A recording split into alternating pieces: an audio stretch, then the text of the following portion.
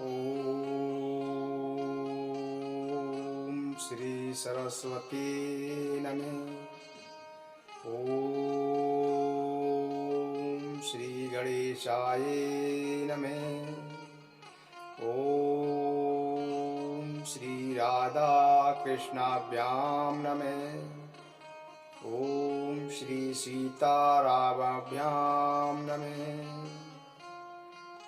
राम राम रटते रहो जब तक घट में प्राण, कभी तो दीन दयाल के भनक पड़ेगी कान। अजगर करे न चाकरी, पंछी करे न काम, दास मलूका कह गए सबके दाता राम। सीता मेरी मात है, पिता मेरे रघुनाथ, इन दोनों के चरणों में प्रणवति बारंबार। दोस्तों, आज का प्रसंग है सीता स्वयंवर।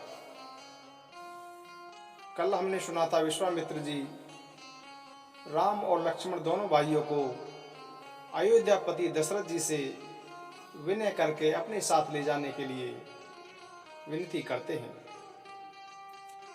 अयोध्यापति दशरथ जी विश्वामित्र जी के साथ जाने की राम और लक्ष्मण को आज्ञा देते हैं। राम और लक्ष्मण विश्वामित्र जी के साथ जाते समय ताड़िका का वध करते हैं, अहिल्या को तारते हैं और उसके बाद विश्वामित्र जी कहते हैं कि जनकपुर में एक उत्सव है, उसके लिए आप दोनों भाइयों को हमारे साथ चलना है। अब उसके आगे सिए स्वयंवरु देखै जाई, ईसु काहि दो दे बड़ाई। लखन कहा जस भाजनु सोई, नाथ कृपा तब जा पर होई। विश्वामित्र जी कहते हैं कि हमें चलकर सीता जी के स्वयंवर को देखना चाहिए। देखें धनुष तोड़ने का श्रेय किसे प्राप्त होता है। लक्ष्मण जी बोले कि हे नाथ, जिस पर आपकी कृपा होगी वही बड़ाई का पात्र होगा। इस श्रेष्ठ वाणी को सुनकर सभी मन प्रसन्न हो गए और सभी ने प्रसन्न होकर उन्हें आशीर्वाद दिया। इसके बाद मुनियों के साथ परम कृपालु श्री रघुनाथ जी धनुष यज्ञशाला की ओर चल दिए। दोनों भाई रंगभूमि में आ गए हैं। ऐसा समाचार जब सब नगरवासियों को मिला, तब बालक जवान, बूढ़े, स्त्री, पुरुष सभी घर और कामकाज को बुलाकर धनुष यज्ञशाला की ओर चल दिए।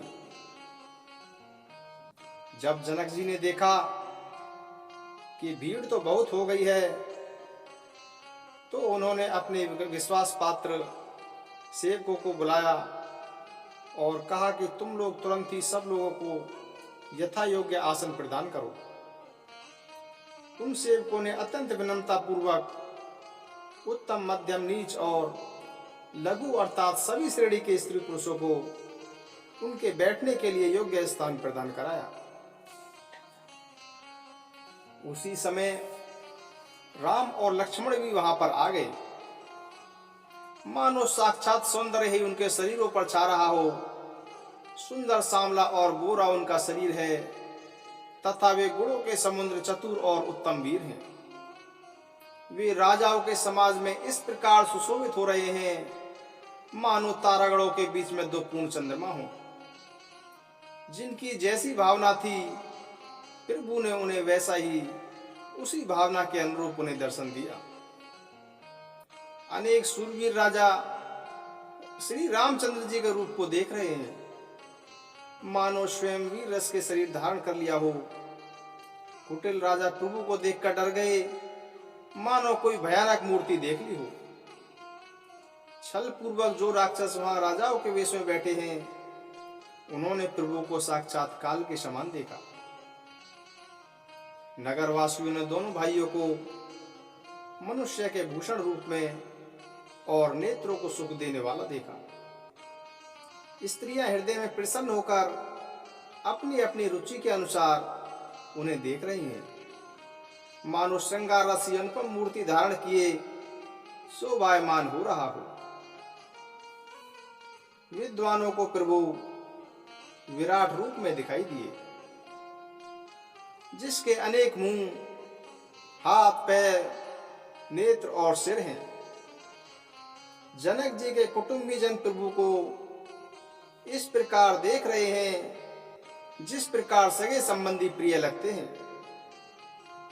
महाराजा जनक जी रानियों सहित उन्हें अपने बच्चे के समान देख रहे हैं, जिनकी प्रीति का वर्णन नहीं किया जा सकता। योगियों ने उन्हें शांत, शुद्ध, सम और स्वच्छ प्रकाश परम तत्व के रूप में देखा। प्रभु भक्तों ने दोनों भाइयों को सब सुख देने वाले ईष्ट देव के समान देखा। लेकिन सीता जी जिस भाव से श्री रामचंद्र जी को देख रही हैं, उस स्नेह और सुख का तो वर्णन नहीं किया जा सकता। उस स्नेह और सुख का तो हृदय में अनुभव करने पर ही कह नहीं सकती, फिर कोई कवि किस प्रकार से उसका वर्णन करे। इस प्रकार जिसका जैसा भाव था, उसने श्री रामचंद्र जी को वैसा ही देखा। सुंदर, सांवले और गोरे शरीर वाले तथा समस्त जगत के नेत्रों को चुराने वाले महाराज दशरथ के पुत्र इस राजसभा में सुशोभित हो रहे हैं। दोनों ही बिना किसी बनाव श्रृंगार के मन को हरने वाले हैं। करोड़ों कामदेवों की उपमा के लिए भी उनके लिए तुच्छ है। उनके सुंदर मुख शरद पूर्णिमा के चंद्रमा को भी नीचाई दिखाने वाली है, और कमल के समान उनके नेत्र सभी के मन को सुंदर लगते हैं। हंसी चंद्रमा की किरणों का तिरस्कार करने वाली है, भौहें टेढ़ी और नासिका मनोहर है। चौड़े ललाट पर तिलक झलक रहे हैं। काले घुंघराले वालों को देखकर भौरों की पंक्तियां भी लजा जाती हैं। उन्हें देखकर सब लोग सुखी हुए। उनके नेत्र एकटक हैं और पुतलियां भी नहीं चलती। जनक दोनों भाइयों को देखकर प्रसन्न हुए और उन्होंने जाकर मुनि के चरण कमल पकड़ लिए। विनती करके उन्होंने अपनी कथा सुनाई और मुनि को यज्ञशाला दिखाई। मुनि के साथ दोनों राजकुमार जहां जहां भी जाते हैं, वहीं वहीं सब आश्चर्यचकित हो देखने लगते हैं। सबने श्री राम जी को अपनी ओर ही मुख किए हुए देखा, परंतु इसका रहस्य कोई नहीं जान सका। तब मुनि ने राजा से कहा कि रंगभूमि की रचना बड़ी सुंदर है। इसे सुनकर राजा जनक प्रसन्न हुए और उन्हें बड़ा सुख मिला। प्रभु को देखकर सब राजा अपने अपने हृदय में इस प्रकार निराश और उत्साहीन हो गए, जैसे पूर्ण चंद्रमा के उदय होने पर तारे प्रकाशहीन हो जाते हैं। सबके मन में यह विश्वास दृढ़ हो गया कि श्री रामचंद्र जी ही धनुष को तोड़ेंगे, इसमें कोई शंका नहीं। सबके मन में यह निश्चय हो गया कि शिव जी के विशाल धनुष को बिना तोड़े भी सीता जी श्री रामचंद्र जी के ही गले में जयमाला डालेंगी। ऐसा सोचकर वे कहने लगे कि हे भाई, यश, प्रताप, बल और तेज को गंवाकर अपने अपने घर चलो। दूसरे राजा जो अविवेक से अंधे हो रहे थे तथा अभिमानी थे, यह बात सुनकर बहुत हंसे। उन्होंने कहा कि धनुष तोड़ने पर भी विवाह होना कठिन है, फिर बिना तोड़े राजकुमारी से कौन विवाह कर सकता है? काल ही क्यों ना हो, एक बार तो सीता के लिए हम उसे युद्ध में भी जीत लेंगे। अभिमान पूर्वक यह बात सुनकर दूसरे धर्मात्मा हरिभक्त और बुद्धिमान मुस्कुराए। उन्होंने कहा कि राजाओं के गर्व को तोड़कर श्री रामचंद्र जी ही सीता जी को ब्याहेंगे और फिर महाराजा दशरथ के रणबांकुरे पुत्रों को युद्ध में भला कौन जीत सकता है। व्यर्थ ही गाल मत बजाओ, कल्पना के लड्डुओं से कहीं भूख मिटती है। हमारी निष्कपट सीख को सुनकर सीता जी को मन में साक्षात जगत जननी समझो तथा उन्हें पत्नी रूप में पाने की आशा और लालसा छोड़ दो। श्री रघुनाथ जी को परमेश्वर समझकर नेत्र भरकर उनकी छवि देख लो। सुंदर और सुख देने वाले तथा सभी गुणों की राशि ये दोनों भाई शिव जी के हृदय में बसने वाले हैं। ऐसा कहकर भले राजा प्रेम मग्न होकर श्री राम जी का अनुपम रूप देखने लगे। देवता भी आकाश से विमानों पर चढ़े हुए दर्शन कर रहे हैं और सुंदर गान करते हुए फूल बरसा रहे हैं। सुअवसर जानकर जनक जी ने सीता जी को बुलवा भेजा। तब अनेक सुंदर सखियां आदर पूर्वक उन्हें लेवा लाई। रूप और गुणों की खान जानकी जी की शोभा का वर्णन किया ही नहीं जा सकता। उनके लिए मुझे सब उपमाएं तुच्छ लगती हैं, क्योंकि वे लौकिक स्त्रियों के अंगों से अनुराग रखने वाली हैं। सरस्वती बहुत बोलने वाली हैं, पार्वती अर्धांगिनी हैं, कामदेव की स्त्री रति पति को अनंग जानकर दुखी रहती हैं, और जिनके विष और मद जैसे समुद्र से उत्पन्न प्रिय भाई हैं, उन लक्ष्मी के समान तो जानकी जी को माना कैसे जाए। यदि छवि रूपी अमृत का समुद्र हो, परम रूप में कच्छप हो, शोभा रूपी रस्सी हो, श्रृंगार रस पर्वत हो और उस समुद्र को स्वयं कामदेव अपने ही कर कमल से मथें, इस प्रकार जब सुंदरता और सुख की मूल लक्ष्मी उत्पन्न हो तो भी कवि गण उसे संकोच पूर्वक ही सीता जी के समान कहेंगे।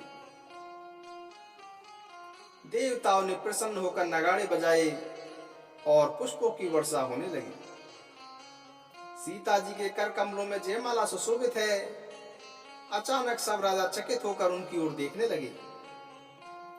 सीता जी चकित चित्त से श्री राम जी को देखने लगे। तभी सभी राजा मोह के वश हो गए।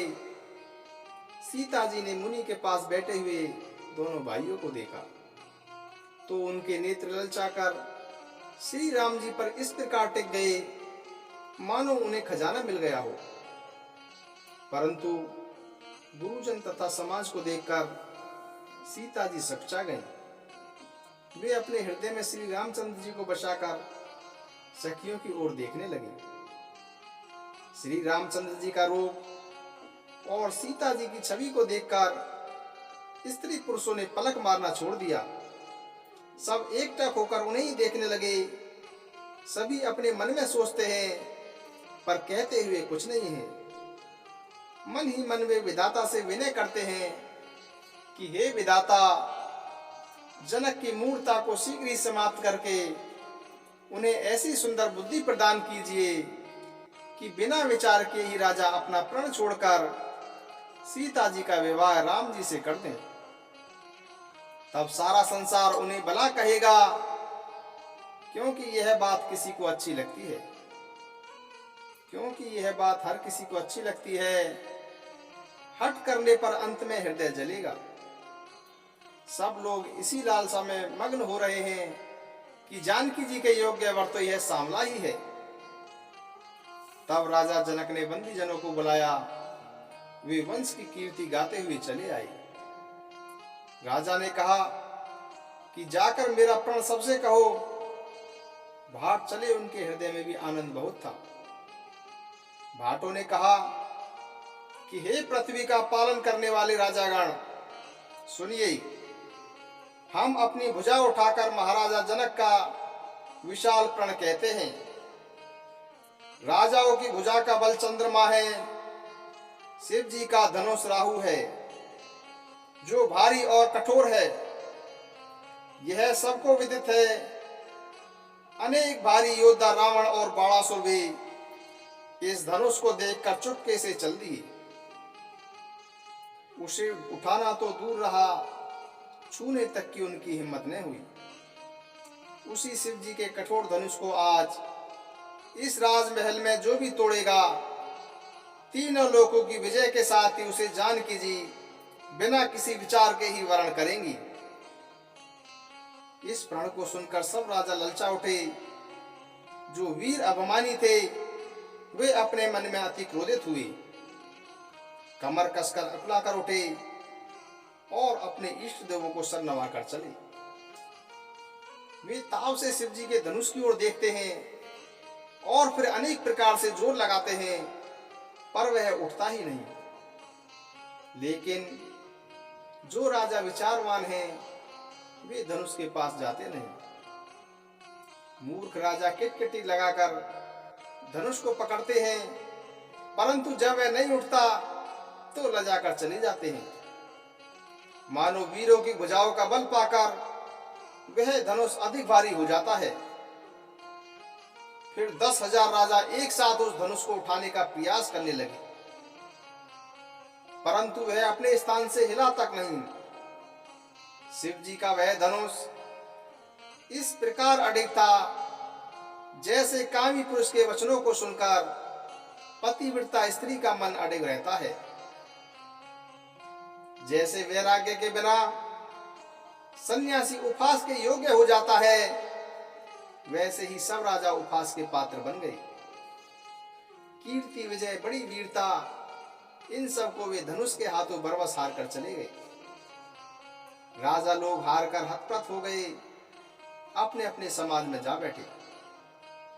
राजाओं को असफल देखकर महाराजा जनक अकुला उठे और क्रोध से सने वचन बोले।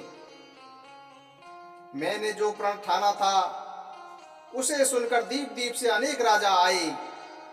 देवता और दैत्य भी मनुष्य का शरीर धारण करके आए हैं तथा अन्य अन्य रणधीर भी वीर आए हैं, परंतु धनुष को तोड़कर मनोहर कन्या विजय और कीर्ति को पाने वाला मानव ब्रह्मा ने रचा ही नहीं।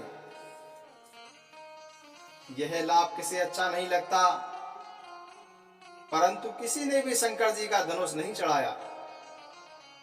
चढ़ाना और तोड़ना तो दूर, कोई तिल भर भी भूमि पर से इसे हिला नहीं सका।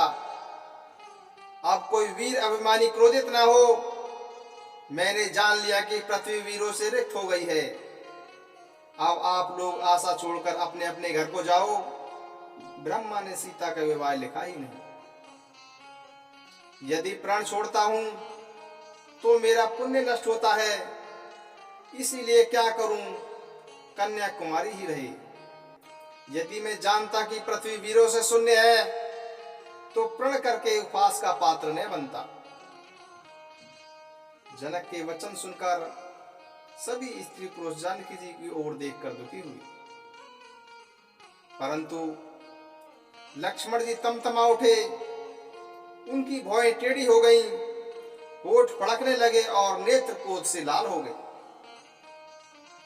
श्री रामचंद्र जी के डर से कुछ कह तो नहीं सके, पर जनक के वचन उन्हें बाण के समान लगे।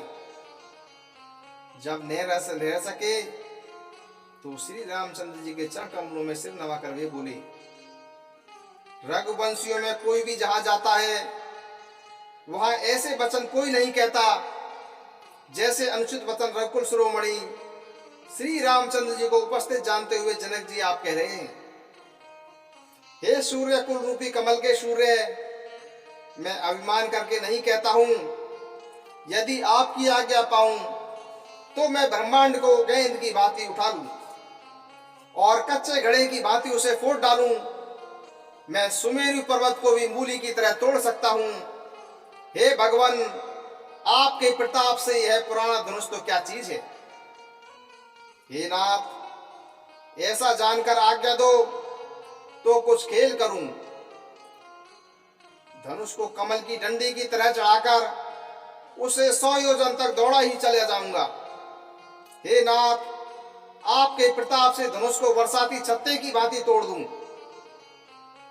यदि ऐसा ना करूं तो प्रभु के चरणों की शपथ है, मैं धनुष और तरकस को कभी हाथ नहीं लगाऊंगा।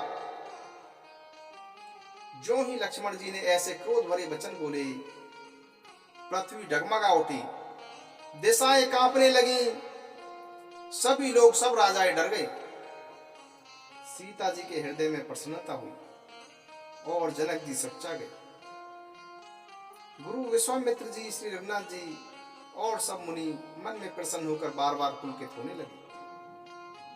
तब श्री रामचंद्र जी ने संकेत से लक्ष्मण को मना किया और प्रेम सहित अपने पास बिठा लिया। विश्वामित्र जी सो समय जानकर प्रेम भरी वाणी से बोले कि हे राम, उठो, शिव जी का धनुष तोड़ो और जानकी जनक का संताप मिटाओ। हे राम, उठो, शिव जी के धनुष को तोड़कर श्री जानकी जी का वर्ण करो। गुरु के ऐसे वचन सुनकर श्री राम जी ने उनके चरणों में सिर नवाया। उनमें न हर्ष था न विषाद था। वे एक जवान सिंह की तरह सहज स्वभाव से उठ खड़े हुए। सूर्य के उदय होते ही सब संत रूपी कमल खिल उठे और नेत्र रूपी भौरे हर्षित हो गए। राजाओं की आशा रूपी रात्रि नष्ट हो गई। उनके वचन रूपी तारों का चमकना बंद हो गया। अभिमानी राजा रूपी कुमुद संकुचित हो गए और कपटी राजा रूपी उल्लू छिप गए। मुनि और देवता रूपी चकवे शोक रहित हो गए। वे फूल बरसाकर अपनी सेवा प्रकट कर रहे हैं। तब प्रेम सहित गुरु के चरणों की वंदना करके श्री रामचंद्र जी मुनियों से आज्ञा मांगी। समस्त संसार के स्वामी श्री राम जी मतवाले श्रेष्ठ हाथी जैसे सहज चाल से उठे। श्री रामचंद्र जी के चलते ही नगर के स्त्री पुरुष सुखी हो गए और उनके शरीर रोमांच से भर उठे। उन्होंने पितरों और देवताओं की वंदना करके अपने पुण्यों का स्मरण किया कि यदि हमारे पुण्यों का कुछ भी प्रभाव हो तो श्री रामचंद्र जी शिव जी के धनुष को कमल की डंडी की भांति तोड़ डाले। श्री रामचंद्र जी को प्रेम के साथ देखकर और सखियों को समीप बुलाकर सीता जी की माता स्नेहवश बिलख कर ये वचन बोली,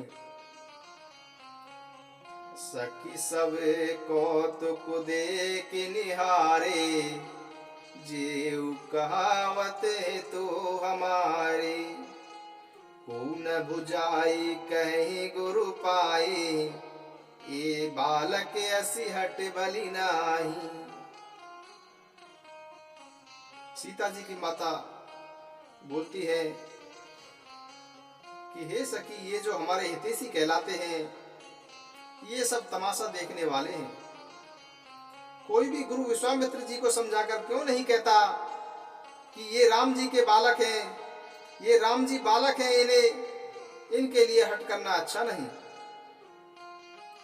रावण और बाणासुर भी जिस धनुष को छू नहीं सके तथा शेष राजा हार गए, वही धनुष इस राजकुमार के हाथ में दे रहे हैं। हंस के बच्चे भी कहीं मंदराचल पहाड़ उठा सकते हैं। राजा की सारी बुद्धिमानी समाप्त हो गई। ये सखी, विधाता की गति समझ में नहीं आती। तब एक बुद्धिमान श्री राम जी के महत्व को जानने वाली सखी बोली कि हे रानी, तेजवान को देखने में छोटा होने पर भी छोटा नहीं गिनना चाहिए। कहा घड़े से उत्पन्न होने वाले वह छोटे से मुनि, कहा घड़े से उत्पन्न होने वाले छोटे से मुनि अगस्त, और कहा अपार समुद्र। किंतु उन्होंने उसे सोख लिया था जिससे उनका यह सारे संसार में छाया हुआ है। सूर्य मंडल भी देखने में छोटा लगता है, पर उसके हृदय उदय होते ही तीनों लोकों का अंधकार नष्ट हो जाता है। ब्रह्मा, विष्णु और महेश, शेष देवता एक छोटे से मंत्र के वश में हो जाते हैं। महान मत वाले हाथी को एक छोटा सा अंकुश अपने वश में कर लेता है। कामदेव ने फूलों का धनुष बाण चढ़ाकर समस्त लोगों को अपने वश में कर रखा है। हे देवी, यह जानकर अपने संदेह का त्याग कीजिए। हे रानी सुनिए, श्री रामचंद्र जी इस धनुष को अवश्य ही तोड़ देंगे। सखी के ऐसे वचन सुनकर रानी को श्री राम जी के सामर्थ्य के संबंध में विश्वास हुआ। उनकी उदासी मिट गई और श्री राम जी के प्रति उनका प्रेम बढ़ गया। उस समय श्री रामचंद्र जी को देखकर सीता जी भयभीत होकर हृदय में अनेक देवताओं से मन ही मन विनती करने लगी। वे व्याकुल होकर मन ही मन मना रही हैं कि हे शंकर, हे पार्वती, आप मुझ पर प्रसन्न होइए। मैंने आपकी जो सेवा की है उसे सफल कीजिए और मुझ पर स्नेह करके धनुष के भारीपन को समाप्त कर दीजिए। हे गणनायक गणेश जी, मैंने इसी दिन के लिए आपकी सेवा की थी। मेरी विनती सुनकर धनुष का भारीपन कम कर दीजिए। श्री रघुनाथ जी की ओर देखकर सीता जी धैर्य धरकर सभी देवताओं की वंदना करने लगी। उनके नेत्रों में प्रेम के आंसू भरे हैं और उनका शरीर रोमांचित हो रहा है। भली प्रकार से श्री राम जी की शोभा को देखकर और पिता के प्रण का स्मरण करके सीता जी का मन शुद्ध होगा। वे मन ही मन सोचने लगे कि पिताजी ने बड़ा कठिन प्रण किया है, वे लाभ हानि कुछ भी नहीं समझ रहे हैं। मंत्री गण भी डर रहे हैं, इसीलिए कोई उन्हें समझा भी नहीं रहा है। बुद्धिमानों की सभा में यह कितना अनुचित हो रहा है। कहाँ तो वज्र से भी बढ़कर कठोर धनुष और कहाँ ये कोमल शरीर वाले किशोर श्याम सुंदर। हे विधाता, मैं हृदय में किस प्रकार धैर्य धारण करूं।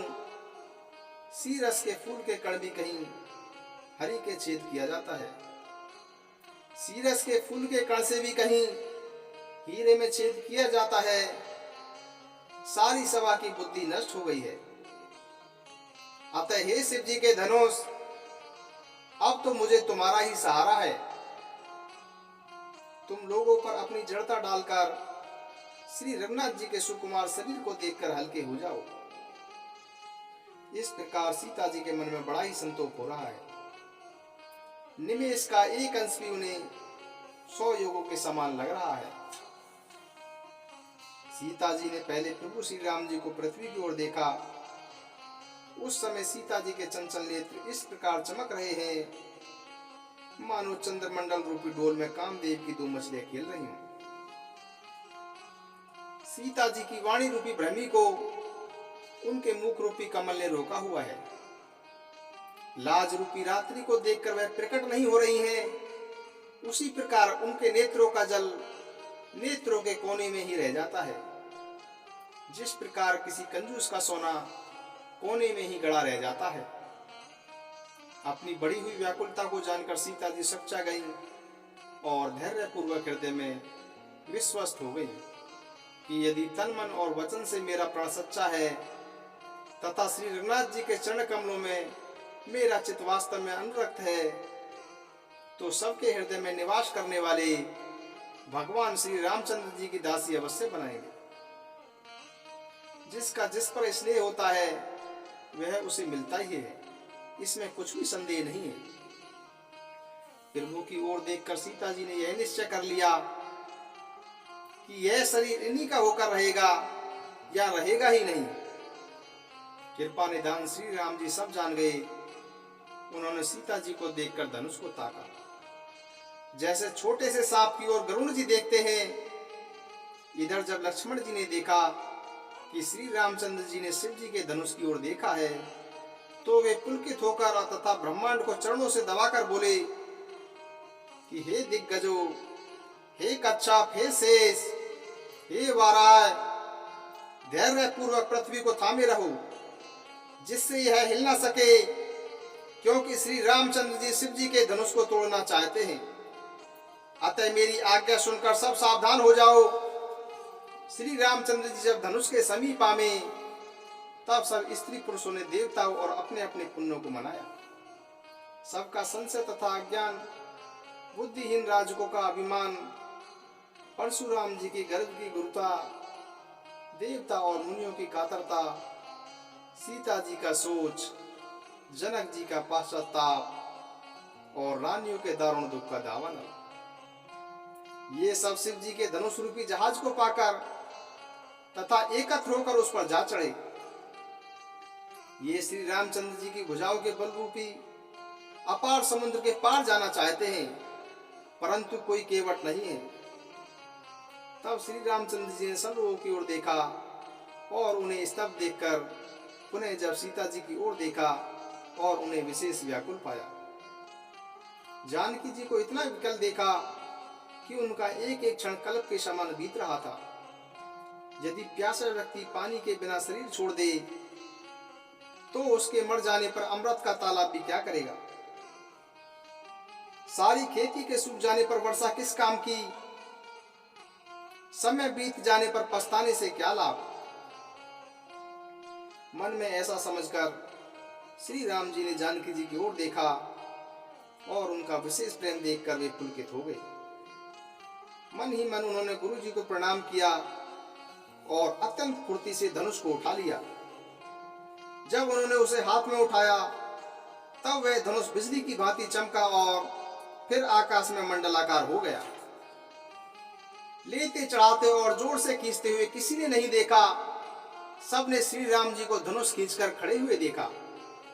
उसी क्षण श्री राम जी ने धनुष को बीच से तोड़ दिया। भयंकर कठोर ध्वनि सब लोगों में फैल गई। उस घोर कठोर शब्द से सब लोग भर गए। सूर्य के घोड़े मार्ग को छोड़कर चलने लगे, दिग्गज चिंगाड़ने लगे, धरती डोलने लगी, शेष वाराय और कच्छप कलमला उठे। देवता, राक्षस और मुनिजन कानों पर हाथ रखकर व्याकुल होकर विचारने लगे। तुलसीदास जी कहते हैं कि यह निश्चय जानकर कि श्री राम जी ने धनुष को तोड़ डाला है, सब श्री रामचंद्र जी की जय जय बोलने लगे। प्रभु ने धनुष के दोनों टुकड़े पृथ्वी पर डाल दिए। यह देखकर सब लोग सुखी हुए। विश्वामित्र जी रूपी पवित्र समुद्र में, जिसमें प्रेम रूपी सुंदर अथाह जल भरा है, नाम रूपी पूर्ण चंद्र को देखकर फुलकावली रूपी लहरें बढ़ने लगी। आकाश में बड़े जोर जोर से नगाड़े बजने लगे और देवांगनाएं गान करके नाचने लगी। ब्रह्मा आदि देवता, सिद्ध और मुनि सब प्रभु की प्रशंसा करने लगे और उन्हें आशीर्वाद देने लगे। वे रंग बिरंगे फूल बरसाने लगे, किन्नर रसीले गीत गाने लगे। सारे ब्रह्मांड में जय जयकार होने लगी, जिसमें धनुष टूटने की ध्वनि सुनाई नहीं देती थी। जहां तहां सही स्त्री पुरुष प्रसन्न होकर आपस में बात कर रहे थे कि श्री रामचंद्र जी ने शिव जी की भारी धनुष को तोड़ दिया। धीर बुद्धि वाले भाट मागध और सूत लोग कीर्ति बखान कर रहे थे। सब लोग घोड़े, हाथी, धन, मणि और वस्त्र न्यौछावर कर रहे थे। सखियों सहित रानी अत्यंत हर्षित हुई, मानो सूखते हुए धान पर पानी पड़ गया हो। जनक जी ने भी सोच त्याग कर सुख प्राप्त किया, मानो तैरते तैरते थके हुए व्यक्ति ने थाह पा ली हो। धनुष टूट जाने पर राजा लोग ऐसे निस्तेज हो गए जैसे दिन में दीपक की शोभा समाप्त हो जाती है। सीता जी को इतना सुख प्राप्त हुआ जैसे चाँद की स्वाति का जल पा गई हो। श्री राम जी को लक्ष्मण जी इस प्रकार देख रहे हैं जैसे चंद्रमा को चकोर का बच्चा देख रहा हो। तब सतानंद जी ने आज्ञा दी और सीता जी ने श्री रामचंद्र जी के पास गमन किया। साथ में सुंदर सखियां मंगलाचरण गा रही हैं। सीता जी बाल हंसनी जैसी चली और उनके अंगों में अपार शोभा है। सखियों के बीच में सीता जी इस प्रकार शोभायमान है जैसे अनेक छवियों के बीच में महाछवि हो। कर कमल में सुंदर जयमाला है जिसमें विश्व विजय की शोभा छाई हुई है। सीता जी के शरीर में संकोच है पर मन में परम उत्साह है। उनका यह गुप्त प्रेम कोई नहीं जानता।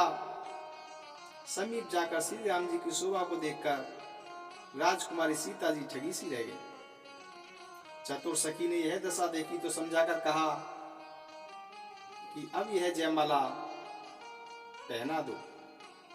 सुनकर सीता जी ने दोनों हाथों से माला उठाई और प्रेम में विवश होकर वह पहना ही नहीं पाती। उस समय उनके हाथ ऐसे सुशोभित हो रहे हैं मानो डंडियों सहित 2 कमल चंद्रमा को डरते हुए जयमाला प्रदान कर रहे हों। इस छवि को देखकर सखियां गाने लगीं। तभी सीता जी ने श्री राम जी के गले में जयमाला पहना दी। श्री रंगनाथ जी के हृदय में जयमाला देखकर देवता फूल बरसाने लगे तथा समस्त राजागण इस प्रकार सकचा गए मानो सूर्य को देखकर कुमुद सुगड़ गए हों। नगर और आकाश में बाजे बजने लगे, दुष्ट उदास हो गए और सज्जन लोग प्रसन्न हुए। देवता, किन्नर, मनुष्य, नाग और मुनीश्वर जय जयकार करके आशीर्वाद देने लगे। देवताओं की स्त्रियां नाच करने लगीं, बार बार पुष्पांजलियां छूट रही हैं।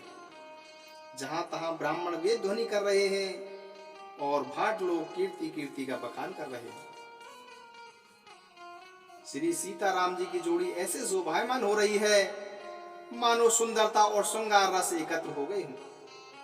सखियां कह रही हैं कि हे सीते, स्वामी के चरण छुओ, किंतु सीता जी अत्यंत भयभीत हुई उनके चरण नहीं छूती। गौतम जी की स्त्री अहिल्या की गति का स्मरण करके सीता जी श्री राम जी के चरणों को हाथ से स्पर्श नहीं करती हैं। सीता जी के अलौकिक प्रीति जानकर रघुकुलमणि श्री रामचंद्र जी मन ही मन हंस रहे हैं। उस समय सीता जी को देखकर कुछ राजा ललचा उठे। वे दुष्ट, कुपूत और मूढ़ राजा मन में बहुत तमतमाए और उठकर कवच पहनकर जहां तहां गाल बजाने लगे। कोई कहते हैं कि सीता को छीन लो, दोनों राजकुमारों को पकड़कर बांध लो, धनुष तोड़ने से किसी की चाह पूरी नहीं होगी, हमारे जीते जी राजकुमारी को कौन ब्याह सकता है। यदि राजा जनक भी सहायता करेंगे तो युद्ध में दोनों भाई सहित उन्हें भी जीत लेंगे। ये वचन सुनकर बुद्धिमान राजा बोले, इन निर्दयी राजाओं को देखकर कोई लज्जा भी नहीं आती। अरे तुम्हारा बल, प्रताप, वीरता, बढ़ाई और प्रतिष्ठा तो धनुष के साथ ही चली गई। वही तुम्हारी वीरता थी कि अब कहीं और से आई है।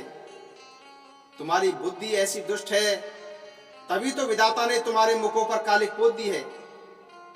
ईर्ष्या, अभिमान और क्रोध को छोड़कर नेत्र भरकर श्री राम जी को देख लो।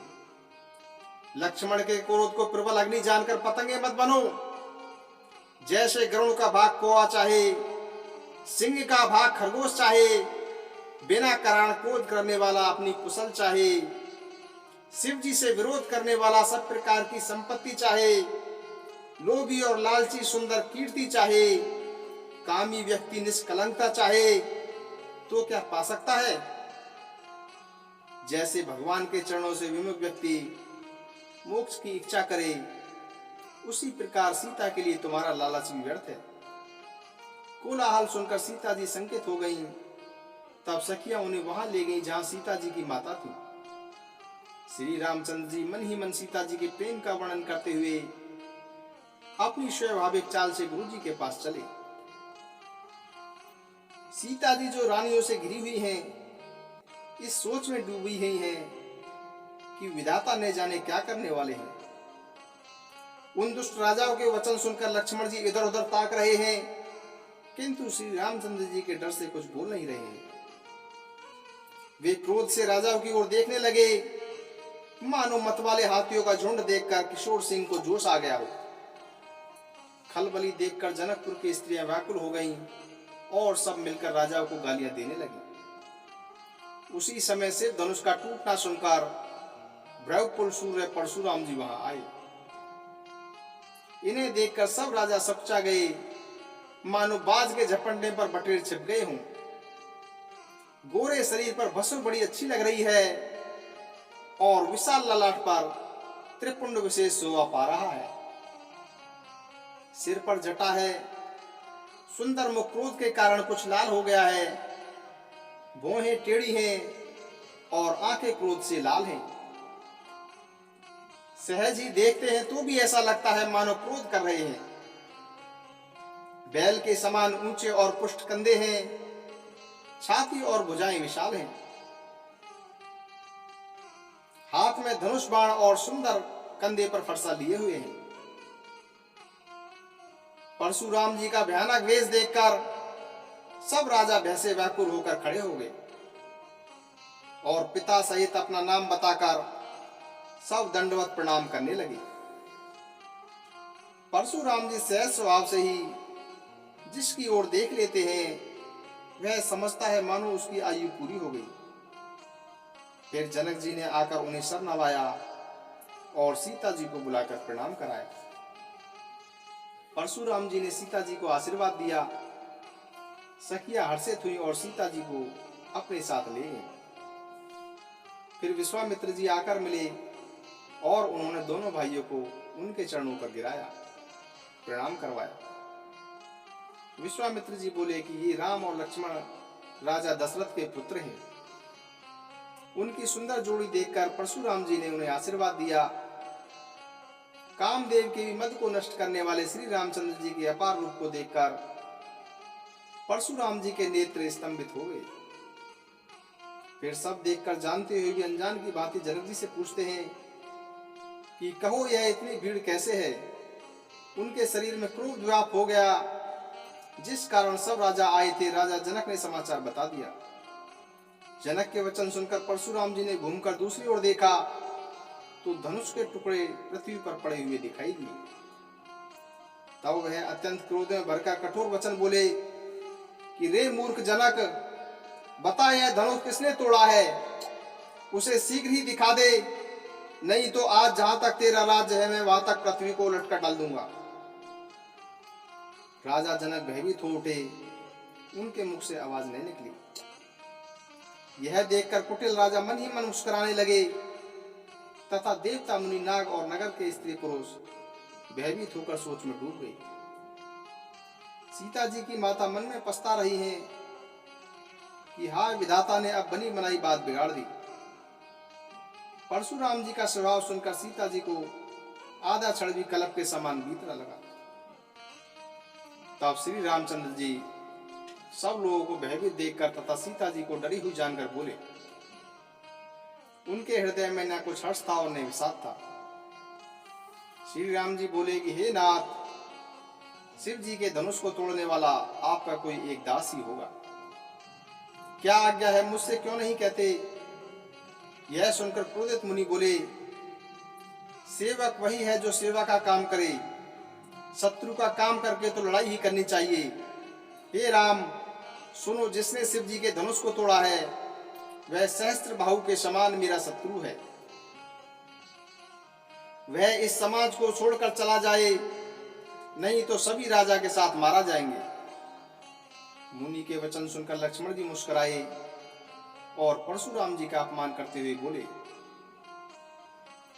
बहुधनी तोरे लड़काई, कबहु न असर से कीनी गोसाई। यही धन पर ममता के हेतु, सुनी रिसाई कह भृगुकुल के तू। लक्ष्मण जी कहते हैं कि हे गोसाई, लड़कपन में हमने छोटे छोटे बहुत धनुष तोड़ डाले, किंतु आपने कभी ऐसा क्रोध नहीं किया। इस धनुष पर इतनी ममता आपको किस लिए है। यह सुनकर परशुराम जी कुपित होकर बोले, अरे राजपुत्र, काल के वश होने से तुझे बोलते हुए कुछ भी होश नहीं है। सारे संसार में विख्यात शिव जी का यह धनुष क्या किसी छोटे से धनुष के समान है। लक्ष्मण जी हंसे और बोले कि हे देव, सुनिए, हमारे विचार से तो सभी धनुष एक समान ही हैं। पुराने धनुष के तोड़ने में क्या लाभ और क्या हानि। श्री रामचंद्र जी ने तो इसे नए के धोखे में ही देखा था, फिर यह तो छूते ही टूट गया। इसमें श्री रघुनाथ जी का क्या दोष। आप बिना कारण ही किस लिए क्रोध कर रहे हैं। परशुराम जी अपने परशु की ओर देखकर बोले कि अरे दुष्ट, तूने मेरा स्वभाव नहीं सुना। मैं तुझे बालक जानकर नहीं मारता। अरे मूर्ख, क्या तू मुझे केवल मुनि ही समझता है। मैं बाल ब्रह्मचारी और अत्यंत क्रोधी हूँ और विश्व भर में क्षत्रिय कुल के शत्रु के लिए विख्यात हूँ।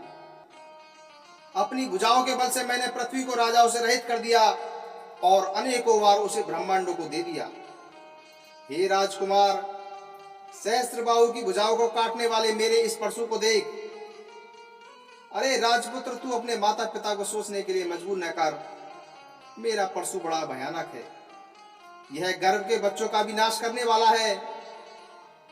लक्ष्मण जी हंसकर कोमलवाणी से बोले कि अहो मुनि, तो आपने बड़ा ही भारी योद्धा समझते हैं, आप अपने को बड़ा ही भारी योद्धा समझते हैं, बार बार मुझे कुल्हाड़ी दिखा रहे हैं, फूंक से पहाड़ उड़ाना चाहते हैं। यहाँ कोई कुमड़े का छोटा सा कच्चा फल नहीं है जो तर्जनी उंगली को देखते ही मर जाता है। कुठार और धनुष बाण देखकर भी मैंने अभिमान सहित कुछ कहा था। भृंगु विषी समझकर और यज्ञोपवीत देखकर तो जो कुछ आप कहते हैं उसे मैं अपने क्रोध को रोककर सह लेता हूँ। देवता, ब्राह्मण, भगवान और गौ, इन पर हमारे कुल में वीरता नहीं दिखाई जाती, क्योंकि इन्हें मारने से पाप लगता है और इनसे हारे जाने पर अपकीर्ति होती है। इसीलिए आप मारे तो भी आपके पैर ही पकड़ना चाहिए। आपका एक एक वचन करोड़ों वज्रों के समान है। धनुष बाण और कुठार तो आप व्यर्थी धारण करते हैं। आपके इन धनुष बाण और कठोर को देखकर मैंने कुछ अनुचित नहीं कहा। हे धीर, उसे क्षमा कीजिए। यह सुनकर भृगुमणि परशुराम जी क्रोधित होकर गंभीर वाणी में बोले, कौसुक सुनहु मंदो यह बालक, कटले काले बस निज कुल घालको, भानु वंश राकेश कलंको, निपट निरंकुश अबुदय संको। हे विश्वामित्र सुनो। परशुराम जी कहते हैं विश्वामित्र जी से कि हे विश्वामित्र सुनो, यह बालक बड़ा ही कुबुद्धि और कुटिल है। काल के वश होकर यह अपने कुल का घातक बन रहा है। यह सूर्य वंश रूपी पूर्ण चंद्र का कलंक है। यह नितांत उद्दंड, मूर्ख और निडर है। अभी क्षण भर में यह काल का ग्रास बन जाएगा। मैं पुकार कर यह कहता हूं कि फिर मुझे दोष नहीं लगाना। यदि तुम इसे बचाना चाहते हो तो मेरा प्रताप, बल और क्रोध बताकर इसे मना कर दो। इस पर लक्ष्मण जी बोले कि हे मुनि, आपका सुयश आपके रहते दूसरा कौन वर्णन कर सकता है। आपने अपने ही मुंह से अपनी करनी अनेक बार अनेक प्रकार से वर्णन की है। यदि इतने पर भी संतोष न हुआ हो तो फिर दोबारा एक बार कह डालिए। क्रोध रोककर ऐसा दुख मत सहन कीजिए। आप वीरता का व्रत धारण करने वाले धैर्यवान और क्रोध रहित थे, इसीलिए गाली देना आपको शोभा नहीं देता। शूरवीर तो युद्ध में शूरवीरता का कार्य करते हैं, कहकर अपना परिचय नहीं देते। शत्रु को युद्ध में उपस्थित पाकर कायर ही अपनी शूरवीरता की डींग हाँका करते हैं। आप तो मानो काल को हाँक लगाकर बार बार उसे मेरे लिए बुलाते हैं। लक्ष्मण जी के ऐसे कठोर वचन सुनते ही परशुराम जी भयानक परशु को हाथ में ठीक से लिया और बोले कि अब कोई लोग मुझे दोष ना दें। यह कटु वचन बोझने वाला बालक मारने के ही योग्य है। इसे बालक देखकर मैंने बहुत बचाया, लेकिन अब यह सचमुच मरने ही आ गया है, अर्थात इसका मरना निश्चित है। विश्वामित्र जी बोले कि अपराध क्षमा कीजिए। बालक के दोष और गुणों को सज्जन व्यक्ति नहीं गिनते। इस पर परशुराम जी बोले, तीखी धार का यह मेरा परशु, मैं दयारहित और क्रोधित, यह गुरुद्रोही अपराधी मेरे सामने उत्तर दे रहा है।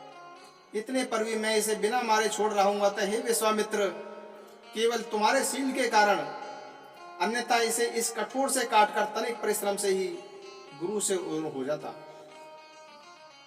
विश्वामित्र जी मन ही मन मुस्कुराकर बोले कि मुनि को हरा ही हरा दिख रहा है, किंतु यह लोहमयी खड़ग है, ऊख की खाड़ नहीं है जो मुंह में लेते ही गल जाए। मुनि अब भी नासमझ बने हुए हैं, इनके प्रभाव को नहीं समझ रहे हैं। लक्ष्मण जी बोले कि हे मुनि, आपके शील को कौन नहीं जानता, वह तो संसार भर में प्रसिद्ध है। आप माता पिता से तो ऋण हो ही गए हैं, अब गुरु का ऋण भी शेष रह गया है, जिसका आपने मन में बड़ा सोच लगा है। वह मानो हमारे ही सिर मड़ा है। बहुत दिन बीत गए, इसलिए ब्याज भी बहुत बढ़ गया होगा। अब किसी हिसाब करने वाले को बुला लीजिए, तो मैं तुरंत ही थैली खोलकर हिसाब कर दूं।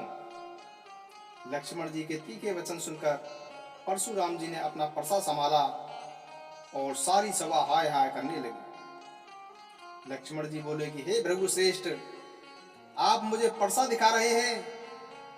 हे राजाओं के शत्रु, ब्राह्मण समझकर मैं आपको छोड़ रहा हूं। आपको कभी रणधीर बलवान वीर नहीं मिले। हे ब्राह्मण देवता, आप घर में ही बड़े हैं। यह सुनकर अनुचित अनुचित कहकर लोग सब पुकार उठे। सब लोग कहने लगे कि अनुचित है, यह अनुचित है। तब श्री रघुनाथ जी ने संकेत से लक्ष्मण को रोक दिया। लक्ष्मण जी के उत्तर से जो आहुति के समान थे, परशुराम जी की क्रोध रूपी अग्नि को बढ़ते देखकर श्री रामचंद्र जी जल के समान शांत करने वाले वचन बोले। हे नाथ, बालक पर कृपा कीजिए। इसे सीधे और दूध मुहे बच्चे पर क्रोध न कीजिए। यदि यह आपका प्रभाव जानता तो क्या यह आपकी बराबरी करता? यदि बालक पर कुछ चपलता भी करते हैं, तो गुरु, पिता और माता मन में आनंद से बढ़ जाते हैं। अतः इसे छोटा बच्चा और सेवक जानकर कृपा कीजिए। आप तो समदर्शी, सुशील, धीर और ज्ञानी मुनि हैं। श्री रामचंद्र जी के ऐसे वचन सुनकर परशुराम जी कुछ ठंडे पड़े। इतने में ही लक्ष्मण जी कुछ बोलकर फिर मुस्कुरा दिए। उनको हंसते देखकर परशुराम जी के शरीर में फिर क्रोध आ गया। उन्होंने कहा कि हे राम, तेरा भाई बड़ा पापी है। यह शरीर से गोरा पर हृदय का काला है। यह विषमुख है, दूध मुहा नहीं है। यह स्वभाव से ही टेढ़ा है। यह तेरा अनुसरण नहीं करता। यह नीच मुझे काल के ही समान नहीं समझता। मैं काल हूं, मुझे काल नहीं समझ रहा है। इस पर लक्ष्मण जी ने हंसकर कहा कि हे मुनि, सुनिए, क्रोध पाप का मूल है, जिसके वशीभूत होकर मनुष्य अनुचित कर्म कर बैठते हैं और विश्व भर के प्रतिकूल चलते हैं। हे मुनिराज, मैं आपका दास हूं। आप क्रोध त्याग कर दया कीजिए। क्रोध करने से टूटा हुआ धनुष रुड़ नहीं जाएगा। खड़े खड़े आपके पैर दुखने लगे होंगे, कृपा करके बैठ जाइए। यदि धनुष अत्यंत प्रिय ही हो तो कोई उपाय किया जाए और किसी कारीगर को बुलवाकर इसको जुड़वा लेते हैं। लक्ष्मण जी के बोलने से जनक जी डर जाते हैं और कहने लगते हैं कि आप बस चुप रहिए और आप अनुचित कुछ मत बोलिए। जनक जी के स्त्री पुरुष थरथर कांप रहे हैं, मन ही मन कह रहे हैं कि छोटा कुमार बहुत ही खोटा है। लक्ष्मण जी की निर्भय वाणी सुनकर परशुराम जी का शरीर क्रोध से जल रहा है और उनका बल घट रहा है। तब श्री रामचंद्र जी पर एहसान जताकर परशुराम जी बोले कि तेरा भाई समझकर मैं इसे छोड़ रहा हूँ। यह मन का मैला और शरीर का ऐसा सुंदर है जैसे विष के रस से भरा हुआ सोने का गढ़ा। यह सुनकर लक्ष्मण जी फिर हंसे। तब श्री रामचंद्र जी ने तिरछी दृष्टि से उनकी ओर देखा, जिससे लक्ष्मण जी सच्चाकर विपरीत बोलना छोड़कर गुरु जी के पास चले गए। श्री रामचंद्र जी दोनों हाथ जोड़कर अत्यंत विनय पूर्वक कोमल और शीतल वाणी से बोले कि हे नाथ, सुनिए, आप तो स्वभाव से ही सुजान हैं। आप बालक के वचन पर कान मत कीजिए। ततैया और बालक का स्वभाव एक जैसा होता है। संत जन इन्हें कभी दोष नहीं देते। फिर उसने तो कुछ काम बिगाड़ा भी नहीं है। हे नाथ, अपराधी तो मैं हूँ, अपराध तो मैंने किया है। अतः हे स्वामी, कृपा, क्रोध, बंध और वंदन, जो भी कुछ करना हो, जो भी आपको दंड देना हो, दास की भांति मुझ पर कीजिए। जिस प्रकार आपका क्रोध शीघ्र ही दूर हो जाए, वही उपाय आप कीजिए। मुनि ने कहा कि हे राम, क्रोध कैसे जाए? अब भी तेरा भाई टेढ़ा ही देख रहा है। इसकी गर्दन पर मैंने कुठार ने चलाया था, क्रोध करके ही किया क्या? मेरे जिस कुठार की गति सुनकर राजाओं की स्त्रियों के गर्भ गिर जाते हैं, उसी परशु के रहते में शत्रु राजपुत्र को जीवित देख रहा हूं। हाथ नहीं चलता, लेकिन क्रोध से छाती जल रही है। राजाओं का घातक है कुठार भी कुंठित रह गया है। विधाता ही विपरीत हो गए हैं। इससे मेरा स्वभाव बदल गया है, अन्यथा मैं किसी पर कभी कृपा नहीं करता। आज दया के कारण मुझे यह दुख सहन करना पड़ रहा है। यह सुनकर लक्ष्मण जी फिर मुस्कुराकर कहा, आपकी कृपा रूपी वायु भी आपकी मूर्ति के अनुकूल ही है।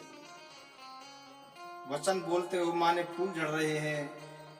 हे मुनि, यदि कृपा करने से ही आपका शरीर जल जाता है तो क्रोध होने पर शरीर की रक्षा विधाता ही करें।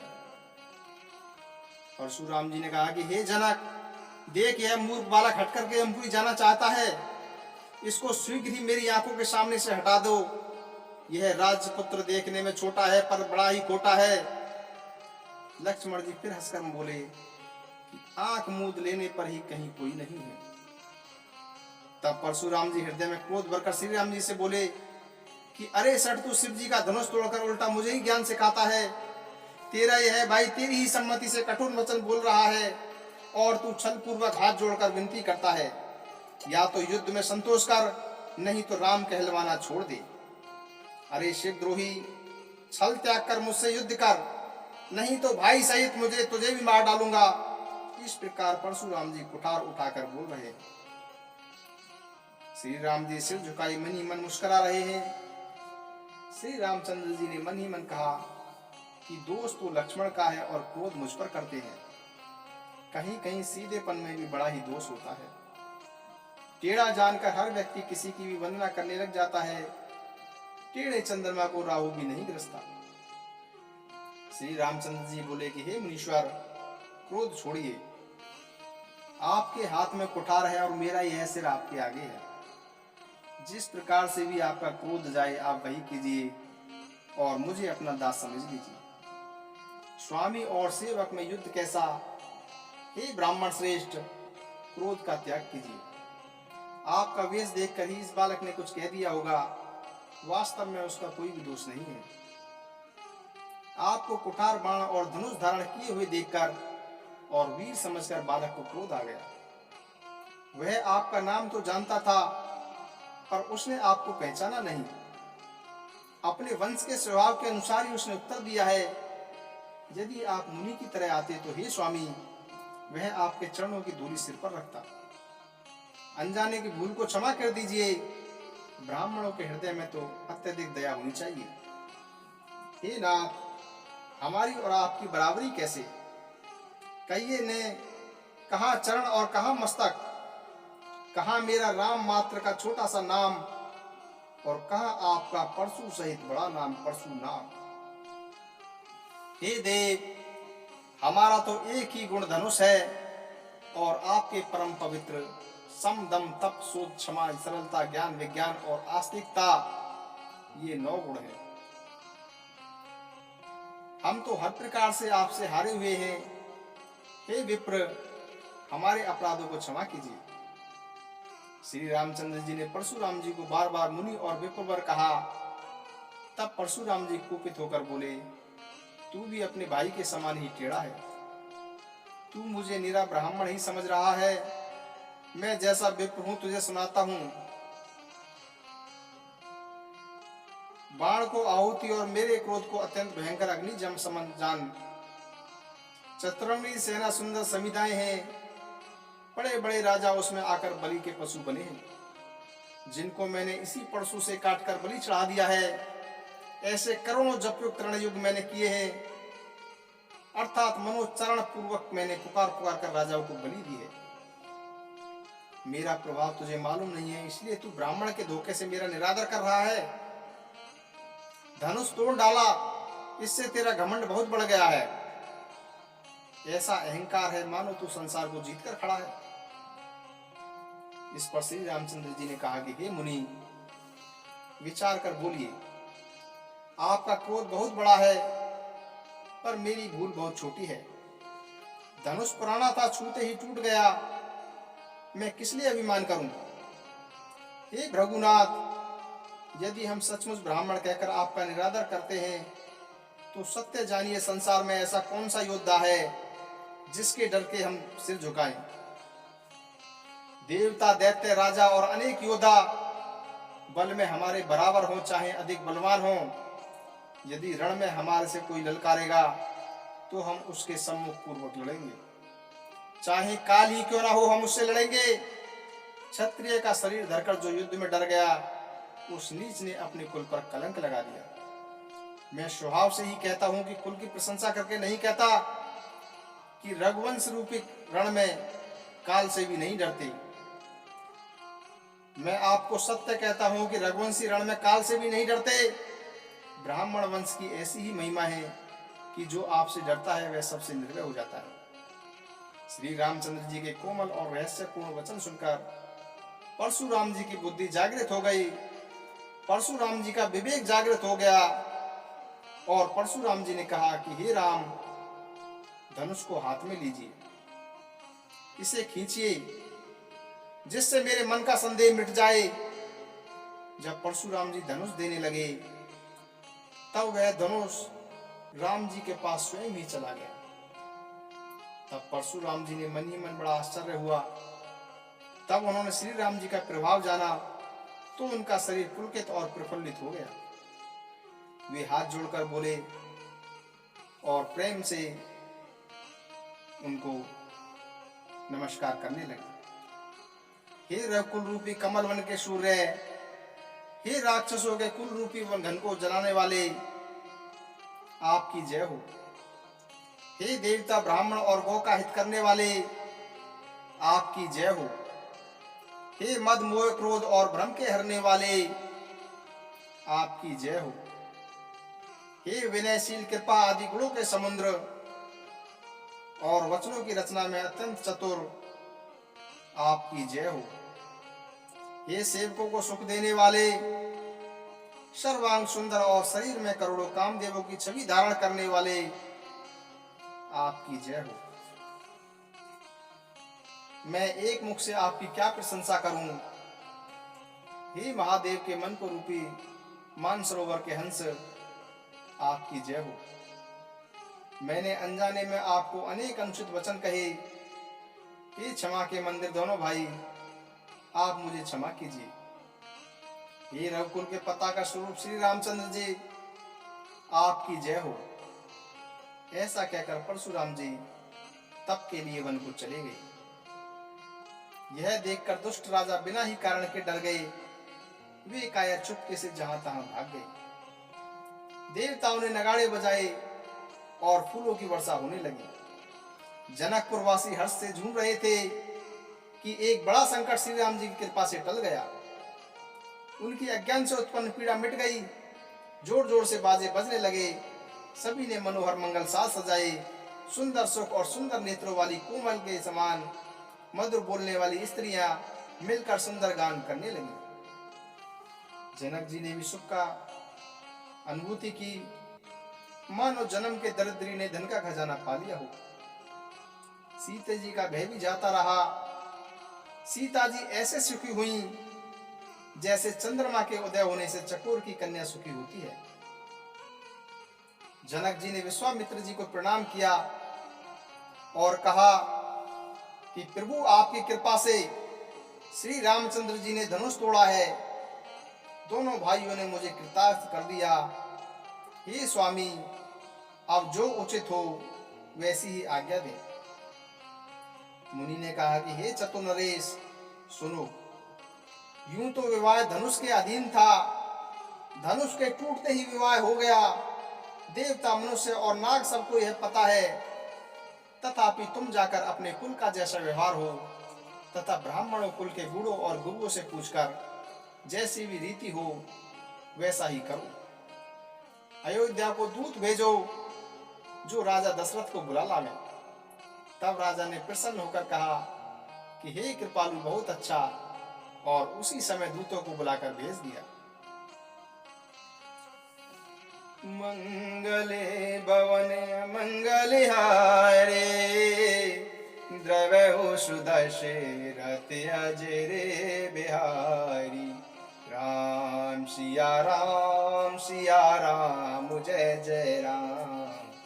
राम सिया राम जय जय राम। हरि अनंते हरि कथानंता, कहि सुनहि बहुविधि सवे संता। राम सिया राम जय जय राम। सिया राम जय जय राम। कोई सोई जो राम रचि राखा, को करी तरा के बढ़ावे साका। सिया राम जय जय राम। सिया राम जय जय राम। जे सकाम नर सुनहि जे गावई, सुख संपत्ति नाना विधि पावई। सिया राम जय जय राम। सिया राम जय जय राम। जय श्री राम, जय श्री सीताराम।